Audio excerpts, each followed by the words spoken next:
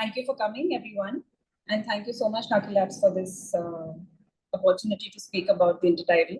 I mean, it's such a small thing, but it's still such a large thing. I think the whole concept of walking along the shore, because we don't really think about, we think about the ocean, we think about deep seas, we think about big mammals in the water, right? We think about sharks, whales, but we really don't think about what we can see by merely doing a walk on the shore.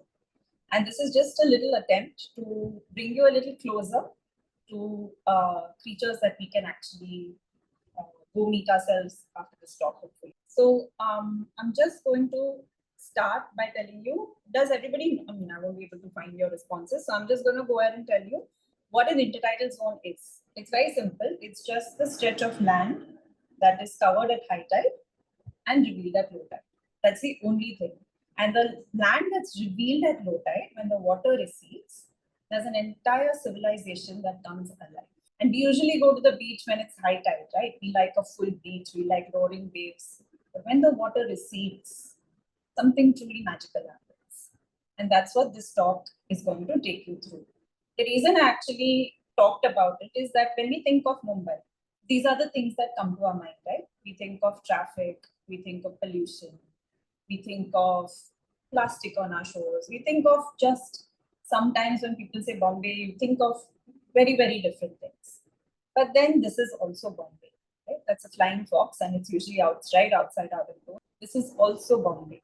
This is a leopard, which is, RA and Sanjay Gandhi National Park. At last count, I think we had around 47 leopards in the city. This is also Bombay. And I don't know if you can hear this. Can you hear the sound? Yes. The coppersmith barbet? Yes. It's called the coppersmith because tuk, tuk, tuk, that's how it usually, that's how we can hear it when we look at it. So, and this is also Bombay. Now, can anyone tell me, I don't know if I'll be able to see, Suki, can I see the responses in any way? No, right? Yeah. If you guys can tell me what you think this is and where this is in Bombay, then that would be great. Yeah, if people want to type in anything that they can see here, what looks like barnacles to me, but I don't know what they are. No, so there's some sea sponge there. Okay, that's a sea sponge. Yeah, there's some sea sponge. There's also something called zoanthids. We'll come across them a little later in the talk. Okay. This is Jyoti wants to know who the bird is, but Jyoti, that bird was the coppersmith barbet. Coppersmith barbet. So coppersmith barbet is very, very common bird in Bombay. And it's actually a sound that you hear in forests also and you hear in cities also. It's just that when we are in a forest, we think this is a pristine environment, but actually the same wildlife exists all around us. DK has made a very educated guess called Marine Drive, looking at what looks like the Ambassador Ka round building. And I don't know whether that's right or not. That is. This is Marine Drive. And this is what it looks like when the tide goes way into the deep. The entire civilization of animals is exposed. And this, by the way, whatever you see right now, you're looking at zoanthids, you're looking at sea sponge. These are not plants. These are all animals. And so this is also Bombay. And the reason actually that, people think, people ask me, why did you write about the intertidal zone? Like when the tide retreats, which is actually not, it's twice a day, 4 times a day, depending where you are geographically. So it's not visible all the time. And it's a stretch of land that's not always accessible. So iska likhne ki kya zarorat hai? That's what I get asked a lot. And actually the reason I started walking on the intertidal zone is because I had actually thought that a few marine biologists have lost their marbles. Like, because when I was in Bangalore, I was editor of a magazine that moved there for 2 years, and I'm a Bombay girl through and through. And I was asked to carry this story about a group that had started called Marine Life of Mumbai. And they were saying that we're finding wildlife on our shores and all. And I said, have you all lost your minds? I was convinced that it was, they were just excited about some crabs that they've seen and nothing else. So, but as a journalist, I thought, let me go and see. All my cynicism was to the fore, because I was thinking that on any given day, like on a holiday, if you go to any of our beaches, you go to Girgaon or you go to Juhu, these are like touristy beaches. There are more people there than like at a Beyonce concert. So I'm like, no self-respecting wildlife is going to stand for this sort of thing. Like it's impossible what they're saying. But then I did come to Bombay and then I did a walk with them. And humble pie is really revolting to taste. But I had to have a lot of it that day because that day and consecutively on every shore I walked after that, I realized that our coasts are full of wildlife. They are brimming with creatures and they are brimming with stories to be told. And so I had to tell them. These are some of the shores that we see in the city and outside. There's Bandstand. There's again Marine Drive. This is the green one that you see is Goa actually, and I wanted to show you what a sandy shore looks like as well, right?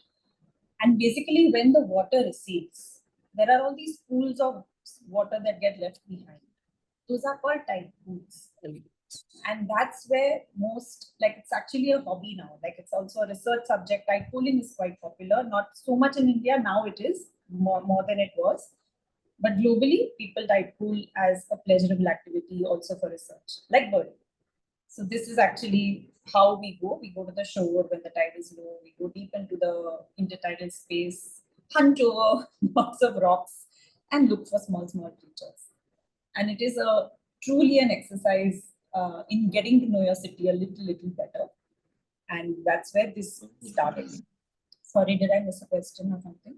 We'll put the questions in the end. I think Sabira wanted to know if the creatures we could see are eaten like clams, but maybe you can reply all this in the end. I'd say clams are also there, but these were not those creatures. But yes, clams definitely are some of the things that are collected and eaten.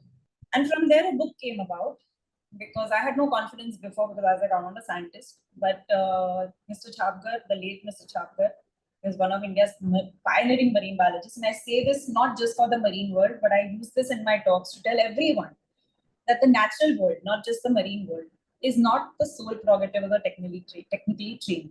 The purpose of science is knowledge, and everyone has a right to know, and it should be made easily available. And Sejal, your voice is a little low. Do you think you could come a little closer? Because I think everyone's struggling to hear you a little bit. Sorry. This is better? Much better. Thank you. I hope that works, Sabira. Is this better, Sabira? She's saying yes. It's good for me. I think it's much better for me. So continue, please. Oh, okay, super. So this is one of the reasons that I think science should be more accessible and why this book also came about. But now let's get into it. Now I want you to tell me what you think is here. Like you can see the video and any guesses will do. Like can you tell what that is? Any guesses? Both even the photo you can check and you can let me know. Any idea? Any ideas at all? There are like any answers will do. Even like dirt, that also will do. Sabira says a starfish or a crab. Jyoti thinks she's seen an oyster, and I think I can see a crab, but I'm not sure. But I can see a lot of plants, what looks like plants. Meenu says sea sponge, and Anurag says that there's a hermit crab in the photo, which I think may be the one that's hiding inside that little rock cave. It is a crab, and it's a decorator crab. The one that you see, the decorator crab is notoriously amazing at camouflage. And what it does is, now this crab, I mean, it's really ridiculous. What it does is, it has a Velcro-like body, okay, on its back. It has all these hairy extensions on its back. And what it does is, we all know what Velcro is. And it's just like that. What it does is, this creature goes around the intertidal zone, collects things from other creatures, like takes body parts of other creatures, sticks it on its own back in order to become invisible.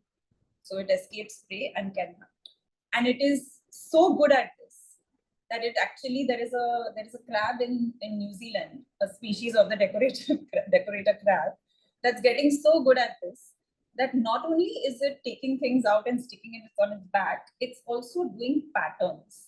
Like it's also doing it in a way that fits in a particular way, or this end comes out. And so one of the research papers in New Zealand on this crab urges you to think of it as a sort of a, not just like a fashionista in some ways, or like a fashion designer, not just a tailor that cuts and stitches, but also a fashion designer that can actually use it to create some pattern. Like it's evolving to become like that. And when I saw it, I don't know if everybody knows who the guy on the right is. It's Hannibal Lecter. But when I saw this crab and I was thinking, and this, by the way, these illustrations in my book are done by Jessica Lewis, a wonderful illustrator, and she's made the decorator crab so endearing here. But when I think about it, I'm like, it's literally walking around like a living graveyard of other creatures on its back. And when Hannibal Lecter did it, we thought, oh my God, we are screaming bloody murder. But when a decorator crab does it, and we look at it and we're like, oh, that's adorable. Like, this is full favoritism. But I think if the universe did have a favorite, I think it made no attempt to hide it. These are all cephalopods. And this is like full tidal supremacy. If I say octopus to you guys, what are some of the words that come to your mind when I say octopus? What are the things? What do you think of when you think of octopus? Again, any words that come to you? Anyone? Vinita says 8 arms. Meenu says alien. Sneha says intelligent creatures with camouflage. And DK says Paul, and I thought of Paul too. But I also think of their multiple brains and the ability to regenerate and regrow. Sabira says tasty. Jyoti says pond. Oh, Asha says but they supposedly are. Sorry. Also, the fact that they actually, when they don't want to mate, correct me if I'm wrong, is it the octopus that actually eats the male or chases it away? I'm sorry, correct me. Yes. So they actually won't do anything that they don't want to do. Okay. And that's actually a very, very good answer. So I think the main thing when we think of is otherworldly. Like we think because they're intelligent, they're alien-like, they have all these abilities. And I think pop cultures also sort of led us down this path, right? Pop culture also makes us think that now, if you think of any popular films, like you think of, Arrival, where those aliens were they've had like some serious octopus type looks. Even Stranger Things, what was that, Demigorgon or whatever, that had like cuttlefish vibes to it.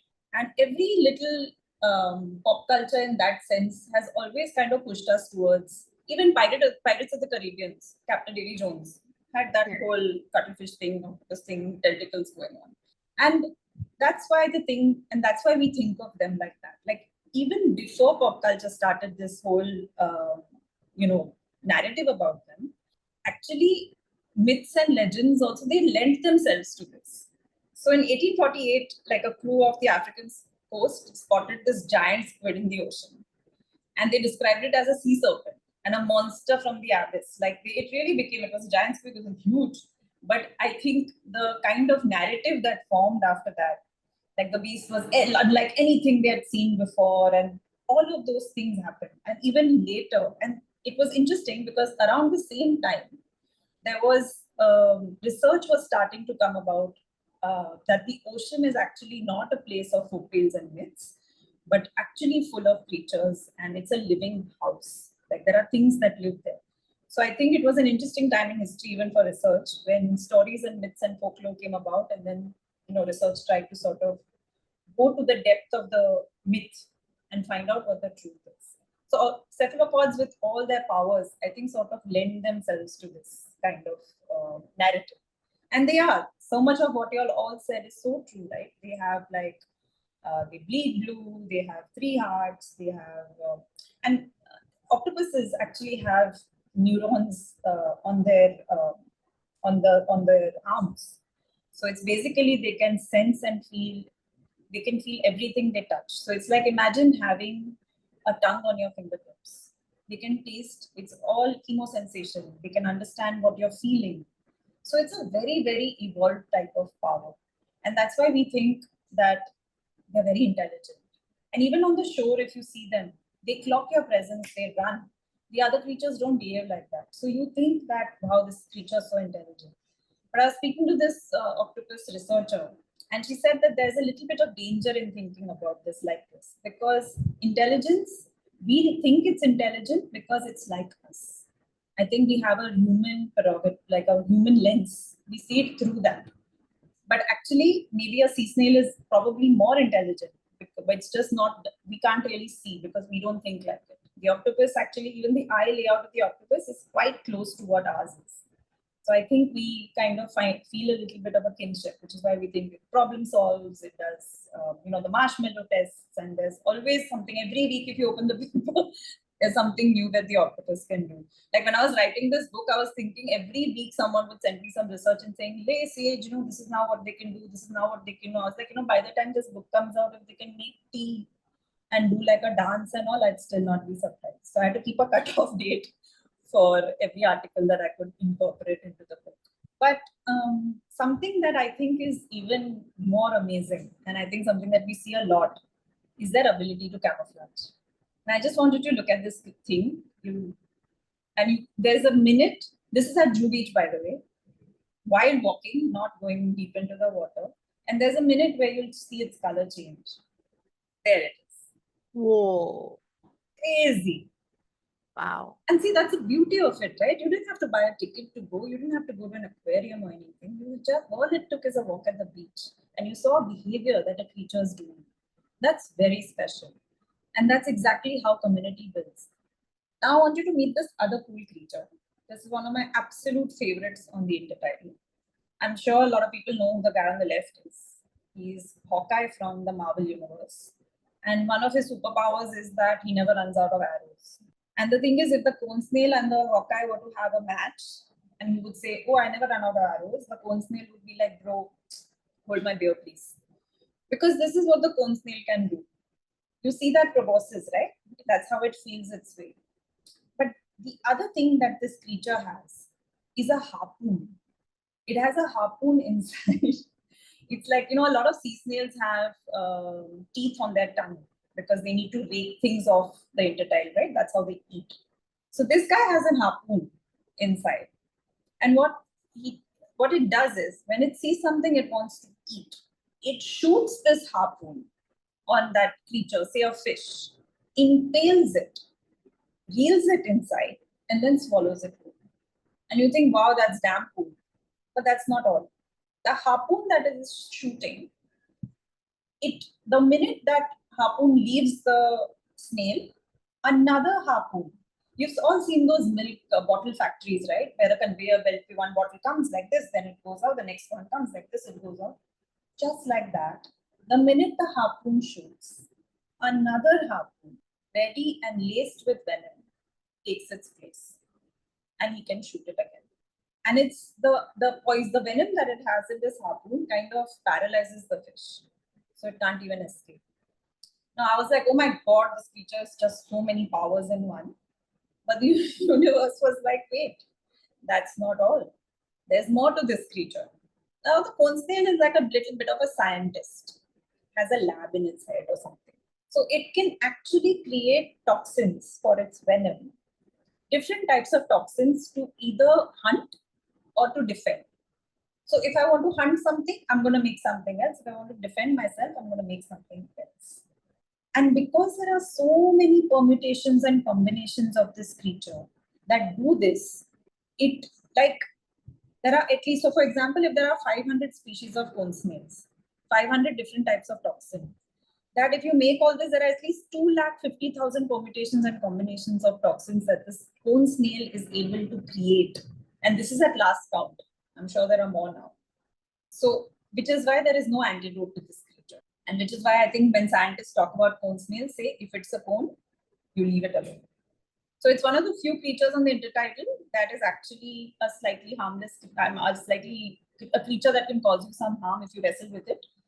Only one, I think, geography cone, which is in the Andamans, I think is fatal to humans. But otherwise, these are not, they don't want to hunt us. So the venom is not as powerful as to do some serious damage to us. But I'd suggest that if you see one, you just didn't pick it up in any case, because it is going to try and defend itself. This is what it looks like in real life. That adorable thing was Jessica's car. Now, I want somebody to take a shot at what this is.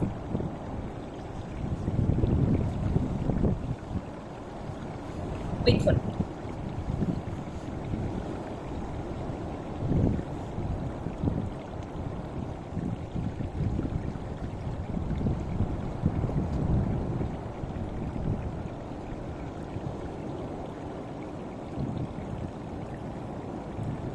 Anyone?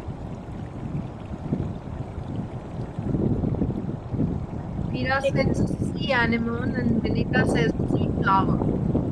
Veera says sea anemone. Sorry, I didn't get the last one. Sea anemone. Two people say sea anemone.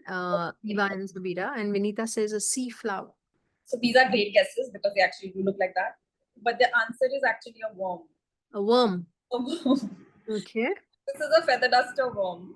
Feather duster worm. Wow. And you can actually see the worm. The worm is in the tube that it's gone inside. And the thing is, the fancy headgear that it's wearing, that's past, it filter feeds with this.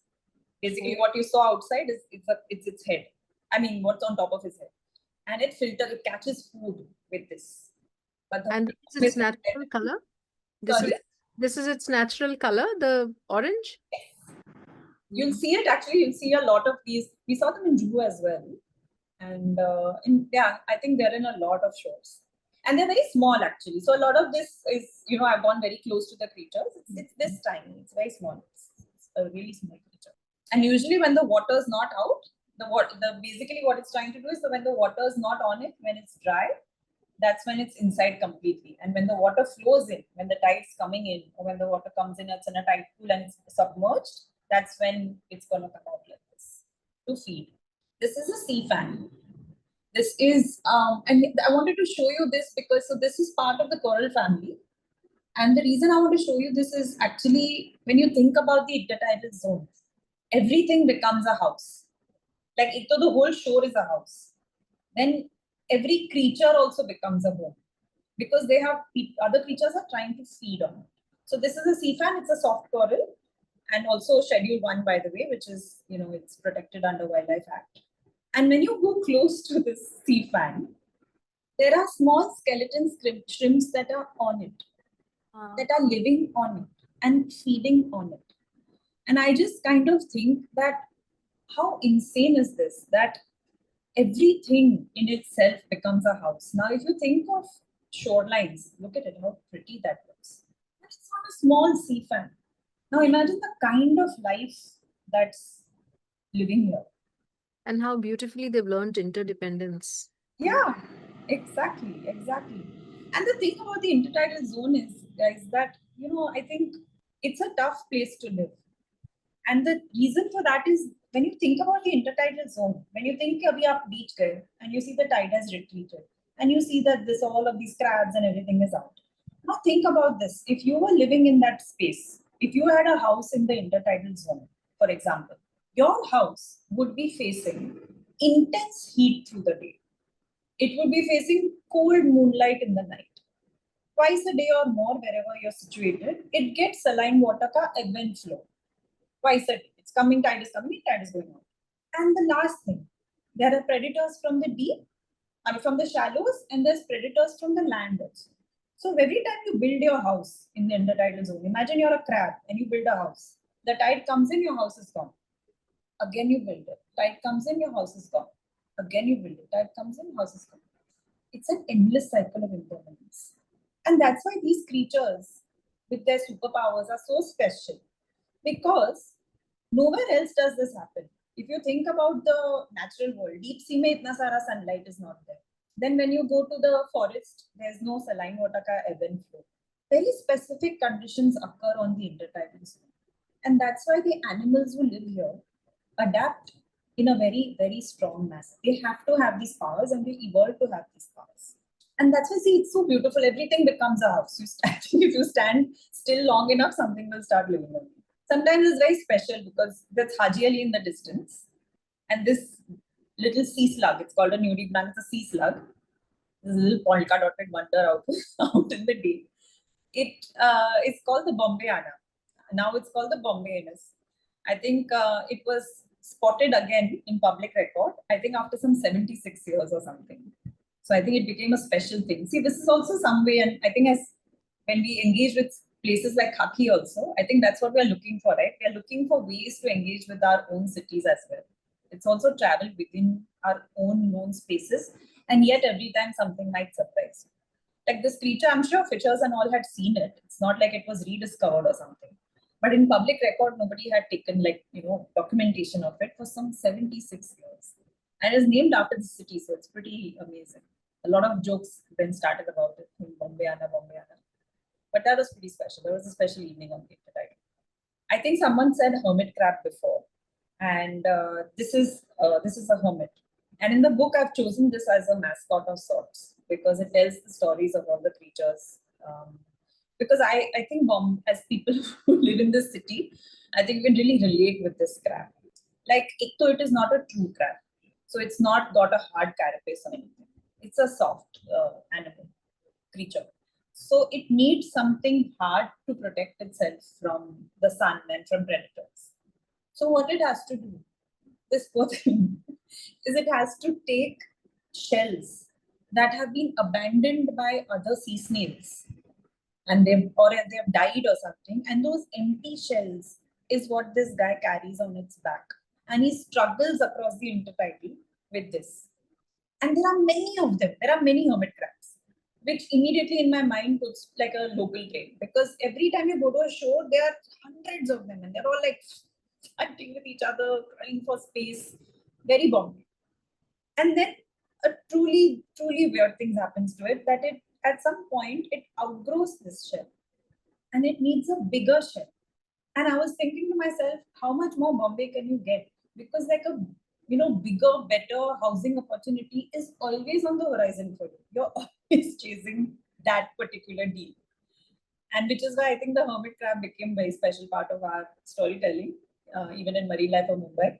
And we sort of really feel quite strongly for this creature. This beautiful thing is an anemone. I'm sure a lot of people here have seen Finding Nemo.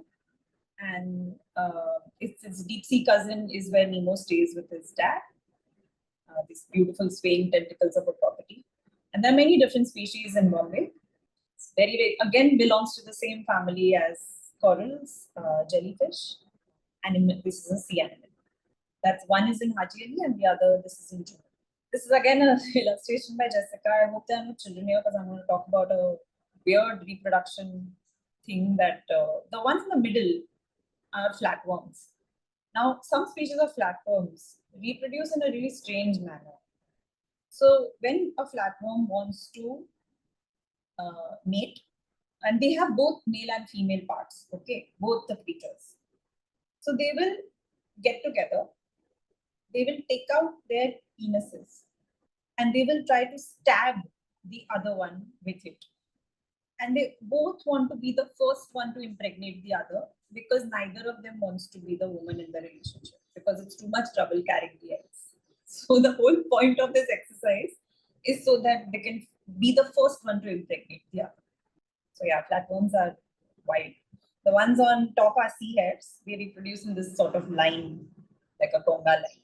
And anemones, which we saw earlier, they can reproduce sexually, but they also have this amazing superpower of self-sustenance, where if they want to reproduce, some of them can actually just become two separate animals.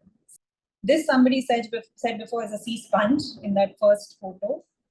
And this is what it looks like. I think sea sponges are really, really special. They have been here since the Cambrian period. Like they've been here for like 541 to 444 million years ago. Of course, not the same, but as a species, they've been around for that long. And I think which is why somewhere they're also called very primitive. But the very cool thing about them is, and that's, if you know this as human, this is Abhishek's slide, then dinosaurs, and even before the dinosaurs came the sea sponge, and that's SpongeBob SquarePants, if anyone recognizes that. So the protagonist of that show of SpongeBob SquarePants is actually a tribute to this creature. So the creator of the show saw a sea sponge and thought that, well, this is the hero of my next series. So that's a sea sponge. And because they're so primitive in that sense, that they didn't have any of the organs in the same way that new animals did. So if conditions are not right, they can just roll up into a ball and then like regenerate, basically. And that's Deadpool on the bottom corner, because animals on the intertidal can actually regenerate. A lot of them. Like this is another example of a sea sponge. The one on the right is a starfish. I think this is a sea star, which is also more famous, more popular. We know that sea stars can actually generate entire arms, and if they have some of the head tissue that's remaining, they can actually regenerate it with a complete sea stars, new sea stars. This is again more sea sponges. They're beautiful and they're so colorful. Yeah, you should go see them. And they're porous, if you go close to them, they're very different mechanisms of survival because they are so primitive. But isn't it amazing that another reason to get to know your city a little better, that something this ancient survives on your shores? I mean, what are the chances of you and this creature surviving in the same place at the same time? That's pretty special. And why should we bother to tell these stories apart from whatever we've already seen? I'll just quickly give this little nugget to you for information. The World Economic Forum talks about every year, they talk about what are the risks that our planet is facing and will face in the next 10 years. And if you see in 10 years, the first 4 major risks are natural disasters and natural problems like extreme weather events, biodiversity loss. I think it's just a really good way to, if we know our cities better, if we know our backyards better, I think it just helps us to understand what's happening. The other reason I think to get to know your city a little better is that perspective changes our game. Like we meet creatures, yeah, but maybe sometimes we think seasonally things change, but actually things change according to tide also. Like this miniature life of the creatures of the tide pool have literally brought me to my knees. In a city of high rises, these small little things have literally brought me to my knees. And when you see zoanthids, and this we saw in the beginning at Marine Drive, when you look at zoanthids, this is what they look like. Again, same family of corals, jellyfish. When you go a little closer, this is what they look like. And when the tide comes in and when the water washes over them, this is what they look like. This is Abhishek's photo. This is what they look like. How beautiful is this creature? And you can see it like it's at PDP, Priyadarshini Park. It's literally a walk on the intertidal. This is how you see them. That's people standing around the tide pool. This is not from Bombay. This is from Dwarka. But I just wanted to show you how like different cities, when you also travel like this to see, intertidal creatures, it's also somewhere to see them in different forms. Can somebody tell me what this is? Take a guess. Not anemones? What are they? They're not anemones. I'm just going to go. Seaweed. They look like those temple flowers, but actually they are sea snail eggs. Wow. Each of these things is an egg sac. And each sac has so many eggs. Again, now I urge you to think about the scale of the intertidal life. Our coastline, if you see Juhu Beach, each rock has something like this under it. Now think of how many rocks there'll be on Juhu Beach, then on Gidgam, then on Carter Road, then on Bandstand. Now think of this country's 7,500, and I think they've added even more recently, 3,000 kilometers or something they've added. Now imagine a almost like 7,000 to 8,000 kilometers coastline. And now imagine each of this life having babies. Look at the scale of life we are talking about. So On the left, eggs of what? I think everybody's confused. sorry, say that again. So the eggs of what? Sea snail. It's an endothias. A sea snail. Was that clear? A sea snail. Yes. Yeah. Got it. On the left is our eggs of the octopus. On the right are cuttlefish babies. And this you can see literally at Juhu Beach. Like they are laying their babies on our shores. They don't lay them in the deep because they think animals will get them. Can you see the video? That's cuttlefish, baby cuttlefish waiting to come out. This is near Granth in Juhu. Every year, our shores become nurseries where mamas come and lay their eggs and babies come out and go back into the ocean. That's a cowrie, again a sea snail. That's sitting on her eggs, taking care of her eggs. This is in Burli. Another reason to know your shores a little better is seasonal visitors. So the one on the top right is the blue button. Actually, you will see, you might have seen them earlier this month, last month. And now I urge you over the next few months to look out for the one on the left, which is the Portuguese man o' war. This is a seasonal creature, venomous, so don't touch it, but glorious to look at. And sometimes, like I said, the shore also surprises you. This is a jellyfish. I've only seen it once, but it was like a UFO. A UFO had landed on our shores that day. And see the size scale. Like even after you repeatedly go to the intertidal, it will still surprise you. My first, there's a reason for this slide, and I will rush now because there are. How am I doing on time, Sukhi? We're 5 minutes. okay. I think the only thing is people can't hear you very well in between. Still? Yeah, I think sometimes the names go off, but I'll try and type in the names of whatever Okay. you. And I'll answer the questions later. ठीक है. So my first interaction with a shapeshifter was when I was watching this film, Nagina, when Sri Devi, like fully without any, any provocation, changed into a snake. But I think of it and then I think of our coasts. There's so much transformation and shifting that happens on coasts. Like when you think of an ocean, it's constantly every day, you can't see it. But the waves that come to the coast every single day, they are reclaiming the shores in some way. They're taking something away, they're eroding, rocks, whatever, and they're depositing things. By this very act, they are changing the way our shoreline looks over millions and millions of years. And when you think about the sand that you walk on, right? When you think of the sand that you're walking on, what is that sand made of? That sand is made of like minerals, bones of things, fossils, diadems, fish poop, coral rubble, and rocks that have broken down since millions and millions of years. When volcanoes and earthquakes, as the earth was raging and shifting in whatever it's become today, that's what our coastlines are actual remnants of. So when you walk on a beach, you're actually walking on like pages and pages of this type of history. And that's what coastlines do. And we think of it as something that happens far away from us, but it's literally shaping what our cities look like. It affects the water that comes to us, affects the creatures that live there. This is Bandstand, by the way, on a very, very, very low tide. And I had never seen it like this. Like we walked very inside because the tide had retreated quite a bit. And when you do that, whatever we've been talking about, and when you break these communication barriers and we tell stories about our own backyards, this is again Jess's illustrations, everything becomes like a jigsaw puzzle that's fitting together. Like little things about your city, about your backyard, you understand them a little more better. And that's what this does. You realize that you're in this together. Because when you think of them living close to you, you think that it's not living in some far off environment. Na koi pristine forest mein nahi hai. Basically, it's breathing the same air you're breathing. Uske ghar ke bahar pe bhi rubbish hai, tumhare ghar ke bahar bhi rubbish. You realize that you're in it together. And that's why it's so essential to look at things that you share space with. And the last is, because I spoke about the coastline, I just want to read out this little bit from the book because it's really taught me a lesson about how to live. The tide is solid, it is fluid, and it is reliable. When faced with obstacles, it moves between rocks.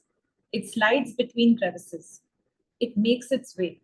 It molds the shores with this very action and changes landscapes over time.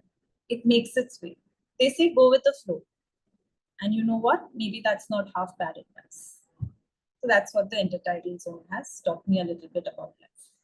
And that's the book, and it's available online and in bookstores. Yeah, that's it.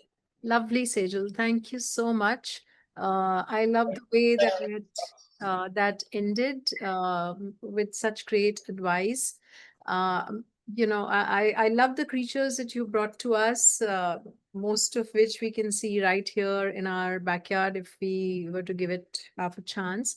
I've had the chance to see some of these myself, and it is just it's like walking into one moment you think there are just rocks, and in the next minute there's an entire world inhabited there that you couldn't see. I would highly recommend everyone to explore those.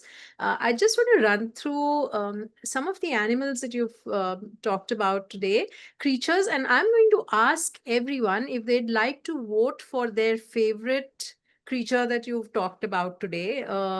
I know, let's name them, and then people can see who they like the most. We certainly talked a lot about the octopuses. We talked about the sea stars. We talked about the anemones. We talked about the hermit crab. And what was the other, the decorative? Worms. with the The crab. Yeah. The decorative crab, and then that fan-tailed worm. I mean, that was just crazy. Will you name some of the others that we talked about, and then we'll ask people to see who they would vote as their favorite today. I love that someone said hermit crab. Minu said hermit crab. Like full heart sympathy, empathy.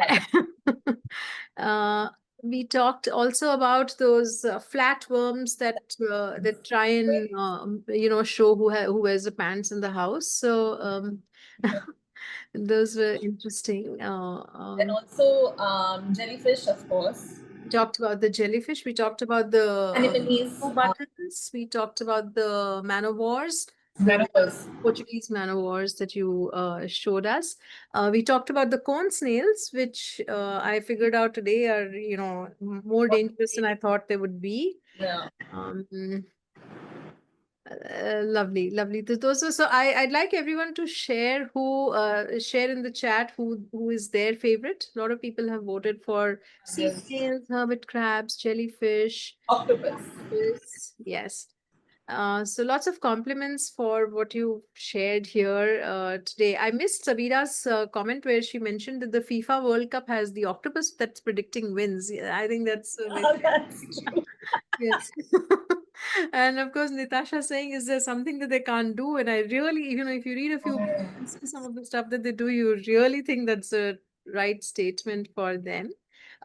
Clearly very evolved. Also loved how you brought very contemporary references to the kind of things that they do. So it was a great presentation. Okay, Pruta says man of war. Yogesh says seahorse, so we didn't talk about them. Sabira says the velvet crab, the Velcro crab, the decorative crab. Yeah. And Vinita says the orange fan worm. Feather duster. And a couple of people agree with her saying that's absolutely the best one.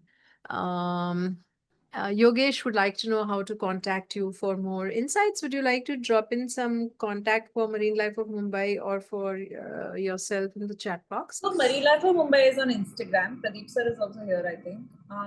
If you want to talk to me, then I'm at sej.mehta, which is sej.mehta. It's very simple, at Gmail. Sage.mehta@gmail.com, and you can find Marine Life of Mumbai on Instagram. Meenu wants to know if one can be a part of intertidal talks other than those in Mumbai. Yes.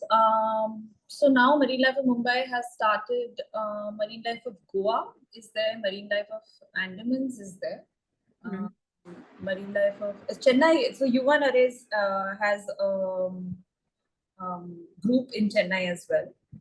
Andhra has, Vizag has an intertidal movement now, really.